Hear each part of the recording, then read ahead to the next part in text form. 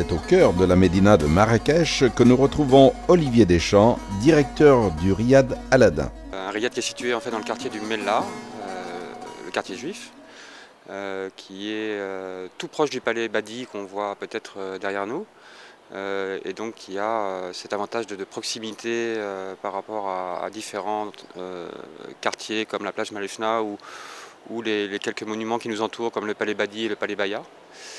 Et puis un riad qui est décomposé en 3 maisons réunies en une, et qui doit dater de la période à peu près du XVIIIe siècle.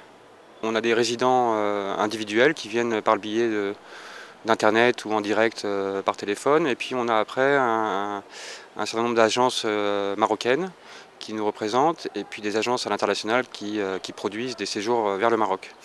Donc on a en globalité 3 types de clientèle, individuelle, groupe, mais aussi tout ce qui est famille. On joue nous surtout sur une connotation authenticité et tradition. Comme je vous le disais, on accueille aussi bien des individuels que des familles ou des groupes. Donc en formule, on a par exemple, et ça c'est classique, les formules en nuitée avec le petit déjeuner. Après on a des formules qui sont packagées avec la découverte des artisans par exemple en Médina ou au riad. Et puis on a aussi toute une partie qui est dédiée au tourisme d'affaires par rapport à des entreprises qui viennent faire un incentive, un séminaire ou un séjour à caractère événementiel. L'instauration d'un cahier des charges permettrait de mieux encadrer l'écotourisme. Je pense que ça serait une très grande chose, une très bonne chose qu'on ait un cahier des charges dans lequel on peut se référer et suivre, comme par exemple le label Clé Verte aujourd'hui qui se fait sur les hôteliers au Maroc. On a quand même un cahier des charges à respecter, on a des objectifs à réaliser, on a aussi des moyens de communication à mettre à disposition de nos clients résidents, et je pense qu'il doit en être de même pour les opérateurs touristiques quand on veut vendre un séjour ou proposer un circuit sur le Maroc. Il faut que ça rentre dans le même cadre. Je pense que c'est inévitable et je pense que c'est un gage de sérieux de la part des opérateurs marocains.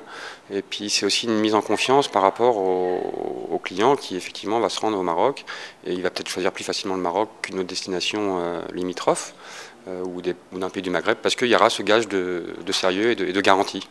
On souhaite s'intégrer en proposant évidemment les axes qui ont été recommandés pour cette vision 2020, c'est-à-dire le patrimoine, le rural, le bien-être aussi, je crois.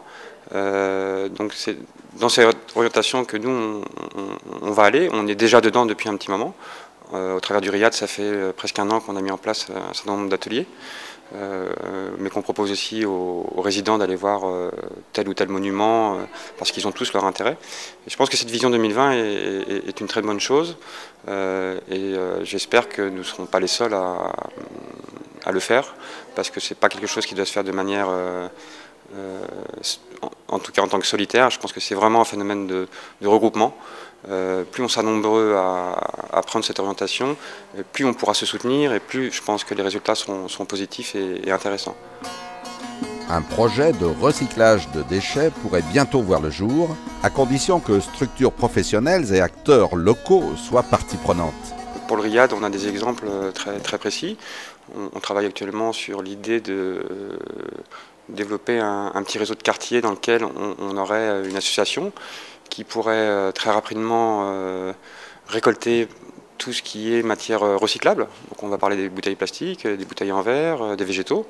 On aimerait bien qu'au travers de ça, les riads de proximité avec le nôtre acceptent de se lancer sur le même chemin, ce qui nous permettrait évidemment d'engager quelqu'un avec son âne et puis sa charrue, de récolter tous ces éléments et puis ensuite de les mettre dans un conteneur qui aujourd'hui existe et qui sera trié. Et dans ce tri, une partie partira à Casa par exemple pour tout ce qui est plastique et verre, et tout ce qui est végétaux partira dans une ferme pour le compost. Voilà, c'est un exemple.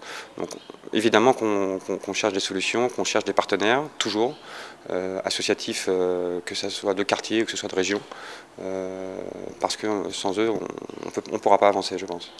Il faut un laps de temps pour que les objectifs soient atteints. Je pense que Il nous serait par contre utile d'avoir un accès à l'information, ou tout du moins d'avoir une information facile à avoir, ce qui nous manque, je pense, aujourd'hui.